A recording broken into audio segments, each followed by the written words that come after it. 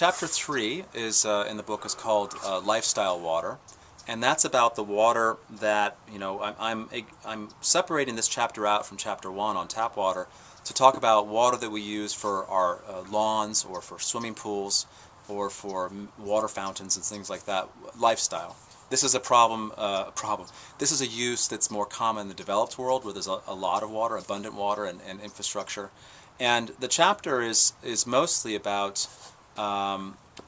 the way that we have in the past used water to make our lifestyle better, but now that we're a little bit trapped because we have a much bigger demand. We're in Southern California right now, and this is the mountains where we are not naturally green, or there's no lawn. I'm going to switch this around a second. Here's a Southern California lawn right there, and there's a sunset. It's really beautiful. So, tell me if I centered this right. I will. Yeah? Go ahead. So, this lifestyle is enjoyed by many, many people. And the problem with the end of abundance is that we have to figure out a way of pulling that back. It's very simple. This is a pure example of where higher prices will make a difference. And ironically, a lot of water managers who are facing shortages or scarcity, they don't go immediately to higher prices. What they do is they actually say, you can't water your lawn on Monday, Wednesday, and Friday. You have to water on Tuesday and Saturday. So they're not using a price mechanism to reduce demand. They're using a regulatory mechanism, a command and control mechanism, that actually addresses one thing called a lawn, but doesn't address another thing called a swimming pool or a long shower inside. So this chapter discusses that balance between regulatory solutions and price solutions. And in addition, I talk about just the whole expansion of lifestyle based on this cheap water. Palm trees, for example, are not native to most of Southern California or Las Vegas, where we see lots of photos. In Hollywood, we see those photos of palm trees, and those were not there until we brought water that allowed them to live. So this kind of stuff is what I talk about in that chapter.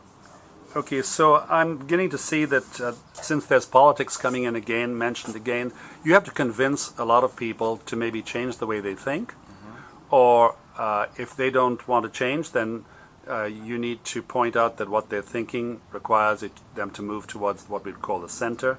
My main question here is, how do you think, besides the book, how do you think that you'll eventually get a critical mass of people that go along with you? The power of persuasion is what I'm talking about. Like, all of a sudden, everybody agrees with you. Right.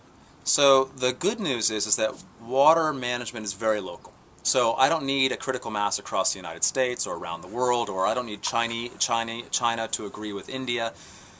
Water management is local. So if there's a local area that's having a water scarcity problem or any kind of issue, then they have to fix it themselves. So the critical mass is a much smaller unit of people. And it's not political as much as communal. You need a community to agree that what they want is for their water to be provided on a sustainable basis, financially and hydrologically, for the rest of time, right? And in that process, they will come up with their own unique solution. There is no single solution at all that you can put across the U.S., around the world, across India. That's not even possible. I understand. So those are all local solutions, and that's the politics of it. So that's the case with this lifestyle water. Some places they might say, we're going to give a subsidy for swimming pools because you must have a swimming pool. Our community thinks pools are awesome, but they will not support lawns, or vice versa. So the communities will come up with their own way of doing it. When I talk about using prices as a way of deciding what water uses are appropriate, by that I mean that the community doesn't tell you whether or not to take a shower or have a swimming pool. The community just says, do whatever you want with the extra water, but you're going to pay for it. Okay. We have about 10 seconds. Do you want to give us a closing thought? That was it. Okay. Thank you so much.